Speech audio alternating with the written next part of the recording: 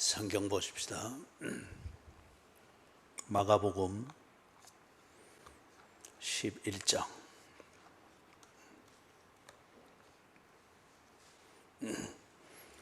마가복음 11장 1절에서부터 6절까지. 그런데 읽기는 10절까지 읽도록 하겠습니다.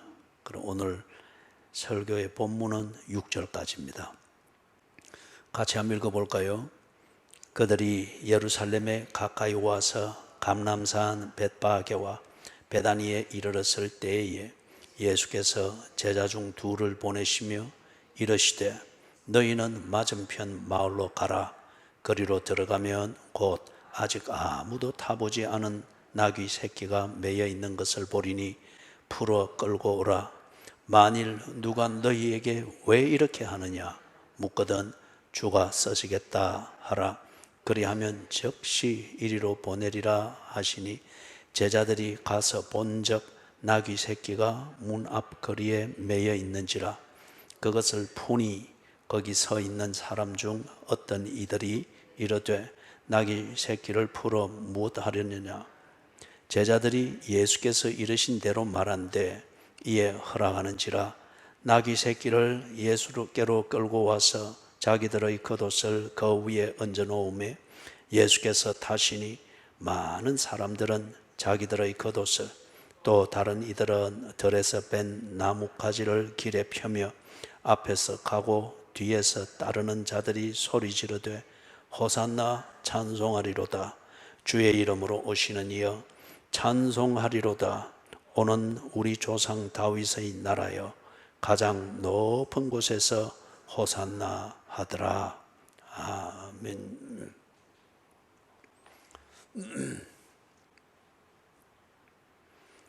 수요일도 설교를 길게 할 것 같아요? 짧게 할 것 같아요? 짧게 하라 그 말이죠. 그래서 그렇게 할 생각입니다. 근데 하고 난 뒤에 이제 수요일은 우리가 설교를 하고 난 뒤에 설교 그 본문 그것에 근거해서 기도의 제목을 가지고 우리 함께 중보의 기도를 하고 그리고 마치도록 그렇게 하겠습니다.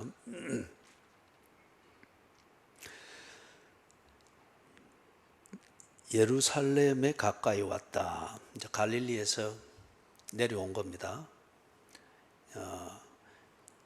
성경적으로 볼 때는 내려왔다 말을 하는 게 아니고 갈릴리에서 올라온 거죠. 그래서 성경에서 항상 보면은 예루살렘 반대쪽으로 갈 때는 내려간다 그렇게 표현하고 예루살렘을 쪽으로 갈 때는 올라간다 그렇게 말을 합니다.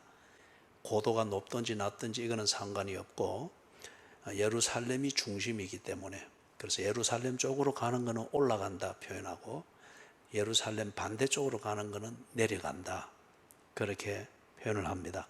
그래서 지금 갈릴리에서 예루살렘으로 올라옵니다. 그리고 요단강을 건너서 여리고를 지나서 예루살렘 가까이 그리 왔습니다.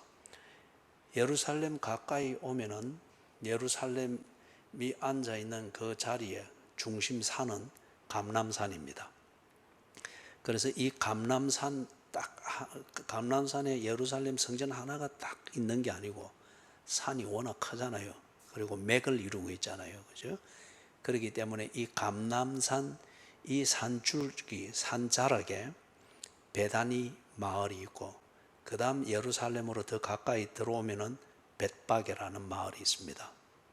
그래서 우리 교회로 오려고 하면은 저쪽 서면 쪽에서 오는 분들은 우리 교회로 올라올 때 참 양정을 거치면은 연산동이 있죠. 교회가 있는 동네입니다. 또는 이쪽에서 오는 분들은 안락동을 거치면은 그 다음 연산동 교회가 있는 곳이죠. 예수님이 갈릴리에서 예루살렘으로 올라올 때 요단강을 건너서 여리고를 지나 올라오면은 벳바게를 지납니다. 그 다음에 나오는 베다니를 지납니다. 그 다음에 바로 이어지는 동네가 벳바게입니다. 그리고 예루살렘 성이에요. 그러면은 지금 감람산 이 자락에서 베다니라는 동네 그리고 벳박이라는 동네가 만나는 지점입니다. 만나는 지점. 양정과 연산동이 만나는 지점처럼 만나는 지점입니다. 거기에 이르는 거예요. 그런데 다른 마태복음이든지 누가복음에서는 벳박에는 소개는 하지 않고 벳박에만 언급을 하죠. 그런데 이게 베다니가 참 중요한 예수님의 3년간의 공생애에서 참 중요한 역할을 합니다. 크게 드러나지 아니하면서 꼭 밑에 있는 밑불처럼 베다니가 참 중요한 역할을 합니다. 예수님의 인간적인 면, 그리고 인간을 구원하러 오신 메시아의 모습, 그리고 인간의 눈높이에서 메시아가 구원을 이루시는 그 아주 인간미 넘치는 메시아의 모습, 이런 것을 아주 저변에서 세밀하게 보여주고 있는 그 장소가 베단입니다. 베다니에 누가 살았죠? 베다니에 누가 살았죠? 그렇죠. 나사로, 그 삼남매가 살았습니다. 나사로, 제일 장남이었죠. 그 다음에 마리아, 마르다. 마르다가 언니였어요. 마리아가 동생이고. 그래서 둘이 보니까 분위기가 늘 싸웠어요. 그죠? 마리아는 예수님께 자꾸 이렇게 뭐 말씀을 들으려고 하면 마르다는 열심히 일을 하는데 그것도 동생 질투해가지고, 근데 동생은 언니 그래 사는 것에 대하여서 신경도 안 쓰고 지할 것만이라고 늘 싸웠던 것 같아요. 그 좋은 싸움. 그죠? 예. 이 삼남매가 살았어요. 예수님께서 이 삼남매하고 참 교제를 친밀감 넘치게 했던 것 같습니다. 나사로는 어떤 병이 걸렸었죠? 나환자였습니다. 나환자. 그리고 여기 나오는 마리아, 베다니에 있는 이 마리아가 예수님께 향유를 붓던 여인이었습니다. 그것은 요한복음 12장에 보면은 잘 나와 있고, 그리고 나사로, 마르다, 마리아, 이 삼남매와 예수님의 이 친밀한 교제 관계의 한 단면을 보여주는 것은 요한복음 11장에 보면은 잘 나와 있습니다. 요한복음 11장에는 어떤 사건이 있습니까? 여러분은 마스크를 했으니까 마스크 안 낀 내보고 말해라 그 말이죠. 여러분이 모르는 게 아니고 내보고 해라 그 말이죠. 그죠? 예. 나사로가 죽었습니다. 그리고 죽은 지 나흘이 되었습니다. 그때 예수님이 그 초상집에 도착했죠. 그리고 나사로를 살립니다. 나사로야 이리 나오라. 그러니까 나사로가 염한 그 채로 뚝뚝뚝 걸어서 나왔죠. 그게 요한복음 11장에 나옵니다. 나사로가 나환자였고 그리고 죽었습니다. 마리아는 그 동네에서 알려진 죄인이다 하는 그 여인과 동일 인물로 봅니다. 그리고 마태복음 26장에 보면은 예수님께서 잡히시기 바로 전날 밤에 마지막 만찬할 때 와서 예수님에게 향유를 붓죠. 마리아입니다. 그렇기 때문에 이것만 봐도 예수님이 갈릴리와 예루살렘 사이를 오갈 때 예루살렘 들어오는 초입에 있는 이 베다니 마을, 여기서 다들 가난했겠지만은 이 삼남매의 집은 지독히 가난했습니다. 그런데 여러분 아무리 친해도 나환자가 있는 그 집에 그냥 불쑥 가가지고 그 밥 같이 먹고 그리 하겠습니까? 예수님이 그 집에서 그리 했어요. 그 집에서 그리 했어요. 그리고 그들은 나름대로 나병 안 옮기게 하려고 닦고 이래 했겠지만은 그리 닦는 거나 안 닦는 거나, 나병 묻은 손으로 닦는 거 정성은 갸륵하지만은, 그죠? 예수님이 거기서 그래 주시고 또, 그런데 여러분 보세요.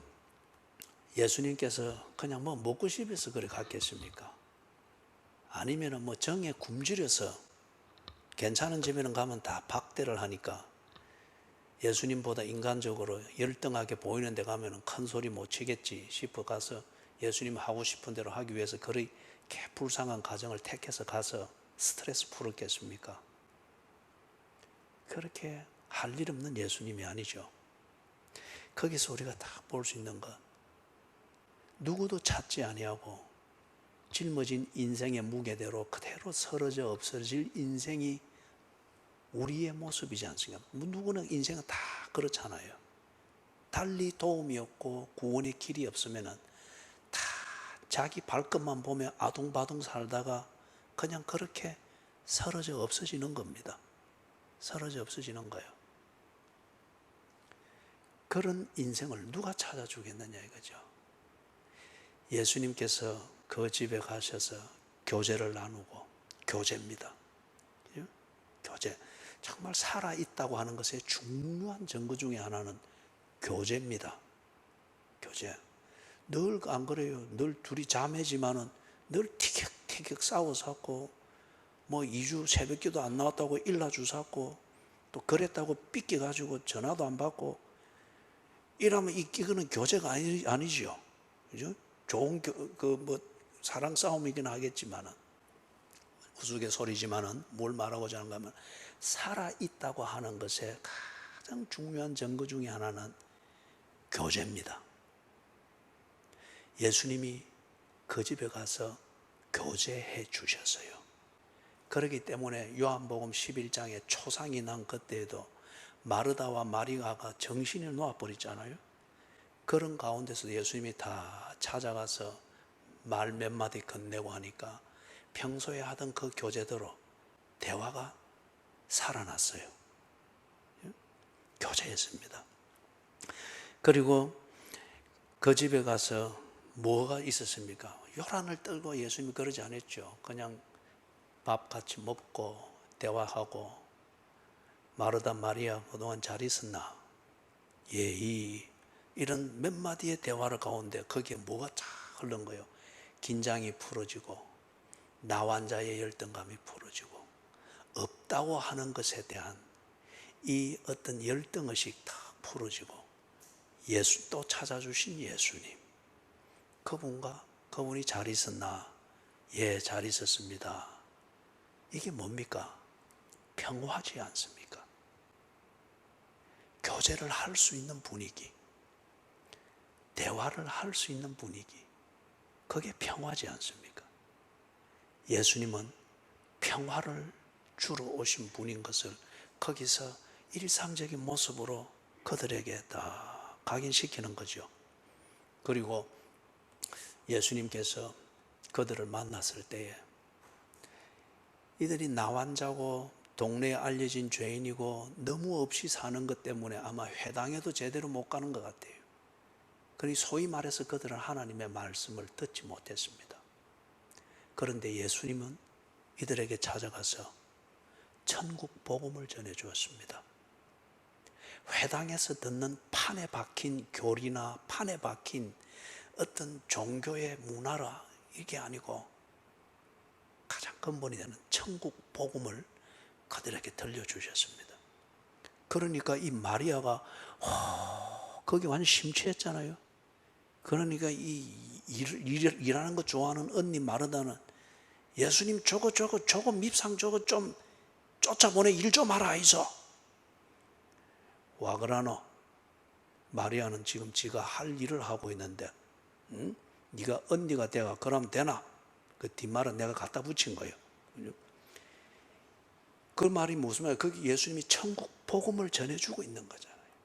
그들이 들을 수 있도록 전해주고 있는 거잖아요. 듣고 신비에 새기고 있잖아요. 가난했기 때문에 그 시대 유대 사회에서 누구나 다 하는 그러한 종교 생활을 그들은 못했습니다. 나환자이기 때문에 격리됐습니다. 그렇기 때문에 구원을 못 받는다 있을 수가 없잖아요. 천국은 그런 곳이 아니다는 거죠. 예수님이 그곳에 찾아가셔서 우리 표현으로 말하면 막국수 한 그릇 먹는 것, 그거는 교제고, 그걸 통해서 예수님이 그 교제를 통해서 주고자 하는 것, 천국 복음. 세상이 자기 기준을 가지고 종교의 벽을 세워서 구원받을 기회로부터 차단해버린 이 병들고 가난하고, 그게 인간인데, 그리고 그게 인간이 사는 삶의 현장인데, 나와 다르고 나와 좀 못하다고 하여서 종교로 정죄해버린 바로 그 집에 예수님이 찾아가셔서 구원을 얻는 천국 복음을 전해주셨습니다. 그리고 한 가지를 더 예를 들면, 그 가정에서 예수님이 뭘 했습니까? 하나님 나라를 보여주신 거예요. 하나님 나라. 하나님 나라는 하나님이 다스리는 겁니다. 그리고 그 다스림 아래에서 하나님의 백성들이 하나님과 교제가 되어지고 관계가 쫙 이루어지는, 이걸 하나님 나라예요.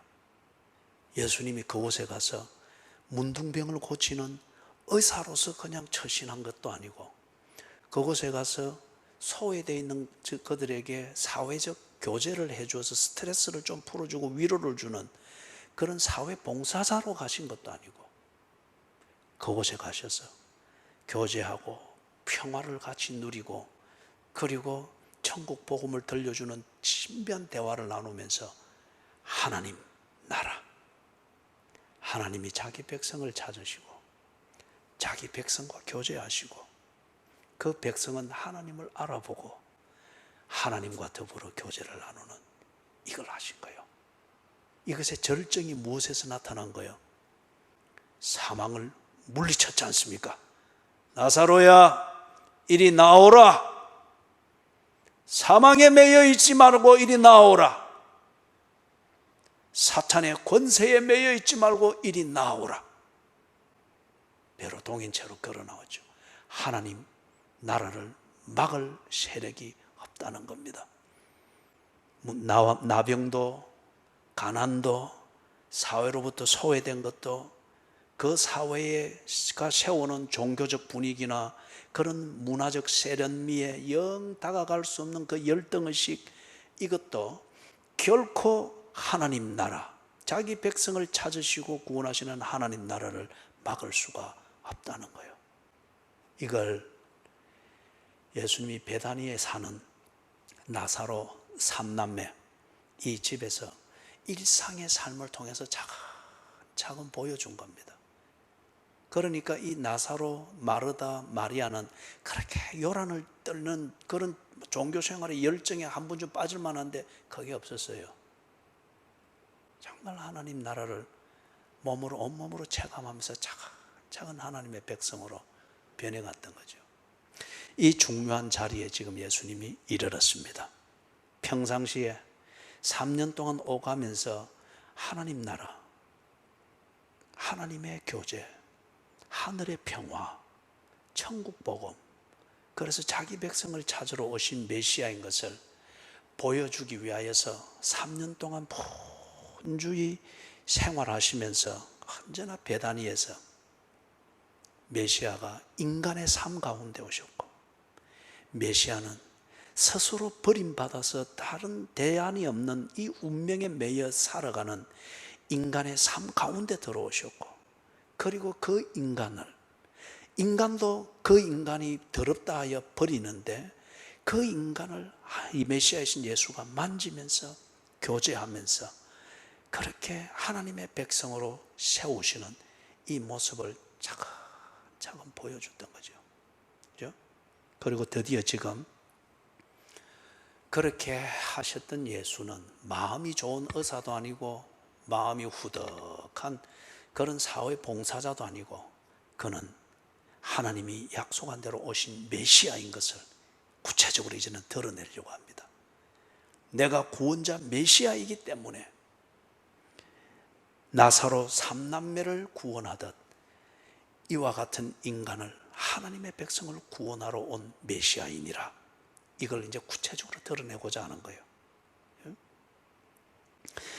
그래서 2절 이하에서 보니까 제자 둘에게 심부름을 시키죠. 자, 그런데 예수님이 심부름을 시키는 내용이 굉장히 일방적이고 어찌 보면 참 막무가내고 권위주의적인 것 같고 독재인 것 같습니다. 그죠? 거기 보니까 2절 하반절에는 풀어 끌고 오라. 그리고 3절에서는 뭐라고 대답해라고 합니까? 주가 쓰시겠다 하라. 이런 경우가 어디 있어요? 그죠?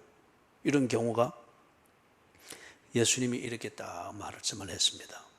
그런데 왜 이리 말씀하는가 하면은 이거는 이스라엘의 역사에서 이렇게 보면은 이리 표현을 할 수 있는 것은 왕이 할 수 있습니다. 왕이 어디 행차를 하다가 필요한 게 있단 말이에요. 필요한 게 딱 있을 때에 왕이 차출을 합니다. 차출을 하는데 근데 이거 누가 가져오라는데 왜 이리 가져갑니까? 그러면은 그 사람에게 주가 쓰시겠다 한다. 이때 말하는 주는 왕입니다. 백성은 왕의 백성이었잖아요. 그죠? 왕의 백성이었잖아요. 그렇기 때문에 그 왕을 주인이라고 그렇게 불렀던 겁니다.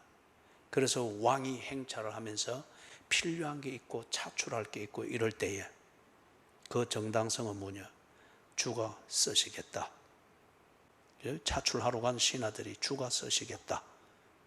이게 그렇게 하면은 백성들은 뭘 알아차리는 거예요? 왕이 지금 차출을 하구나. 군소리를 달 게 없습니다. 어떤 백성은 영광으로 여깁니다. 그렇게 해서 있는 것까지도 다 주겠죠. 그죠? 예. 지금 예수님께서 이렇게 말씀하시는 것, 그거는 뭐냐? 예수님이 이런 경우가 여기만 있는 게 아니고 앞에도 있었어요. 차출을 해서 쓰는 것. 예수님이 설교를 할 때 그때 사람들이 군중이 몰려들었잖아요. 그때 예수님이 어떻게 합니까? 제자들 보고 배를 하나 준비해서 물에 띄우라고 했죠. 그리고 예수님이 그 배에 타가지고 군중하고 거리를 두고 설교를 마쳤습니다. 그때 그 배는 차출됐습니다. 산 것도 아니고 세를 낸 것도 아니고 주가 쓰시겠다. 그 맥락입니다. 그 다음에 여러 가지가 있지만 한 가지만 더 예를 들면은 예수님께서 마지막 유월절을 하려고 할 때 제자들과 유월절을 먹는 그 다락방을 준비를 하잖아요. 그때 제자들이 어디서 준비하리까 하니까 예수님이 뭐라 합니까? 동네 가면은 물을 깃고 가는 남자를 있을 거다. 그 남자에게 따라가서 그 유월절을 준비할 다락을 달라고 해라. 내가 그런다고 하고 달라고 해라. 그러면 줄 거다. 그래서 거기서 마지막 유월절을 했어요. 차출입니다. 그래서 지금 여기 예수님께서 풀어 끌고 오라. 그리고 왜 끌고 갑니까? 하고 뭐 이러면 뭐라고 합니까? 주가 쓰시겠다 하라. 왕이 그렇게 할 수 있다는 거예요. 그러면 이 말이 무슨 말입니까? 예수님은 당신이 유대인의 왕인 것을 이제는 구체적으로 드러냅니다. 나사로하고 마르다하고 마리아가 착하기는 무시무시하게 착한데 이 좀 맹한 데가 있단 말이에요. 예수님하고 3년 동안 그렇게 교제하면서 은혜 받고 이래 했으면 예수님이 유대인의 왕이시네. 선지자들이 약속한 대로 오신 그분이시네. 이렇게 해서 이 복음의 나팔이 되어야 되는데 착하기는 무시하게 착한데 이거는 못하는 거라. 그죠? 근데 그렇게 변하여 살아가는 모습은 딱 있는 거예요. 그럼 여기서 예수님의 말씀을 듣고 그런 모양이다. 실체가 뭐지? 그럴 때에 베다니에 가서 나사로 집을 봐라. 모범은 되겠죠. 그런데 복음을 전하는 나팔은 안 되는 거예요. 그래서 지금 예수님이 여기서 자기를 딱 나타냅니다. 내가 유대인의 왕이니라. 내가 바로 선지자들이 약속한 다윗의 후손으로 올 바로 그 왕이니라. 이걸 보란 듯이 나타내는 거예요. 그래서 왕만이 할 수 있는 바로 이 일을 지금 공개적으로 하는 겁니다. 풀어 끌고 오라. 아니 그거 문제가 되는 거 아닙니까? 주가 쓰시겠다 하라. 저 사람이 왕이 아니면 저럴 수 없는데 왕인가? 지금 이 센세이션을 일으키는 거예요. 고대 이스라엘의 역사에서도 왕이 행차를 할 때에 전쟁을 치러 나가고 싸움을 치러 나가거나 징벌을 하러 나가면은 말을 타고 갑니다. 그런데 평화를 위하여서 백성들이 놀라지 않게 평화의 순시를 하고 행차를 할 때는 나귀를 탑니다. 그러면 백성들이 보고 왕이 우리에게 좋은 일을 위하여 오셨구나, 평화를 위하여 오셨구나. 그래서 나귀를 탔던 거예요. 이 부분에 대해서는 다음 주 수요일 날 좀 자세하게 그렇게 정리를 하도록 하겠습니다. 자, 그런데 여러분 보세요. 마가복음 10장 46절에서부터 52절 3개월 전에 했죠. 그때 소경 이름이 뭐였습니까? 바디메오, 디메오의 아들이라는 뜻이죠. 바디메오, 보기를 원하나이다. 두 번째 또 보기를 원하나이다. 예수님이 눈을 뜨게 해서 보게 했죠. 그죠? 예수 지나가신다는 소리만 들었는데 지나가시는 그분 예수를 눈을 떠서 보게 되었습니다. 그 사건이 일어나고 난 뒤에 지금 예수님께서 유대인의 왕, 하나님이 보내신 자 메시아로서 승리의 입성을 예루살렘으로 지금 하는 거예요. 눈을 뜬 자일 것 같으면 이제 나귀를 타고 입성하며 주가 쓰시겠다, 왕만이 할 수 있는 이 선언을 하면서 평화를 이루기 위하여 나귀를 타고 가는 왕의 행차를 하는 예수님의 이 모습을 보면서 여전히 눈을 뜨지 못한 소경일 것 같으면 예수를 보고 광신도다, 미쳤다, 아니면 돈키호테다 하겠죠. 그러나 눈을 뜬 소경 바디메오 같이 눈을 뜬 자일 것 같으면 지나가는, 예수 지나간다는 소문만 듣는 것이 아니라 바로 그분이 여기에 있구나 보게 되겠죠. 그렇기 때문에 예수님이 여리고성에서 소경 바디메오의 눈을 뜨게 하는 것, 아주 계시적인 의미가 있는 사건이었죠. 말씀을 정리를 해봅니다. 왕으로서 입성하는 예수의 모습은 다음 주 수요일 날 우리가 구체적으로 할 것이고, 7절 이하에서 오늘 이 본문에서 우리가 한 가지 정리를 해야 될 것, 예수님이 당신의 유대인의 왕됨과 메시아됨을 공개하고 선언하고 드러냄에 있어서 아주 중요한 도구를 쓰고 있죠. 두 명의 제자들입니다. 4절과 6절에서 심부름을 받은 이 제자들이 나가서 어떻게 합니까? 예수께서 말씀하신 대로 하고 있습니다. 이걸 보고 순종이라고 합니다. 풀어 끌고 오라. 뭐라고 합니까? 주가 쓰시겠다 하라. 여기 대해서 이 제자 둘이 그거 비합리적입니다. 또는 예수님이 이 동네를 몰라서 그랬는데, 또는 예수님 가난한 자들을 그리 착취해서 됩니까? 비도덕적입니다. 또는 이게 불법입니다. 어떤 이런 것, 예수님, 우리가 예수님을 개인적으로는 존경하지만은 사회적으로 이렇게 하면 안 됩니다.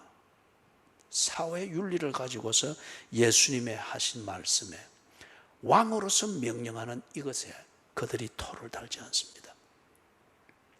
여러분, 신하가 왕의 명령에 대하여 합리적이니 비합리적이니 도덕적이니 부도덕하니 불법이니 합법이니 토를 달 수가 없습니다. 왕은 곧 법입니다. 옛날 사고방식이 그랬다는 거예요. 이게 진리가 아니고 옛날 사고방식이 그랬다는 거예요. 그 사고방식을 사용해서 너희들이 그렇게 생각하느냐? 그러면 너희들이 내가 왕인 것 같으면 내게 그럴 수 있겠느냐? 이겁니다. 지금 이 제자 둘이 예수님의 절대 주권을 인정합니다. 그들 머리로 생각할 때는 비합리적으로 들리고 그들 사고방식으로 볼 때는 불법으로 여겨지는데, 그러나 주가 쓰시겠다. 3년 동안 이 제자 둘이 3년 동안 예수를 보아왔단 말이에요. 감히 토를 달 염두가 안 납니다. 예의하고 가서 그대로 주께서 하라고, 예수께서 하라고 한 대로 했습니다. 이게 순종입니다. 그리스도인은 이리 해야 합니다. 그리스도인은 하나님의 말씀, 기도의 응답, 이것에 대해서 합리적인 것은 챙기고 비합리적으로 보이는 것은 빼고, 도덕적으로 여기는 건 챙기고 부도덕하게 여기는 것은 빼고, 그러면 당신이 하나님이요. 오늘 새벽에도 보았지만은 하나님의 이름을 걸어놓고 내 하고 싶은 대로 하는 것, 이거 정말 하나님의 진노를 살 일입니다. 그리스도인이 순종을 배워야 됩니다. 그리고 순종해야 합니다. 바울도 순종 안 했으면 돌에 맞아서 죽을 뻔한 고비를 넘기고 그런 고생 안 해도 됐습니다. 순종은 세상을 화나게 만듭니다. 순종은 사탄을 발칵 뒤집어 놓습니다. 그렇기 때문에 참된 그리스도인에게는 그런 고난이 있는 겁니다. 그거는 그리스도인이 붙여야 될 계급장과 같아요. 그리스도인이 아무 흔적도 없이 말갛게, 세상이 봐도 깨끗하고 말갛게 그렇게 있다. 그거 가짜요. 순종은 하나님을 감동시키고, 순종은 사탄의 속을 뒤집어 놓습니다. 순종은 하나님 나라의 첩경을 만들고, 순종은 사탄의 고난을 불러들입니다. 어느 쪽에 설 것입니까? 우리 빙신 같은 그리스도인 되지 않도록 하십시다.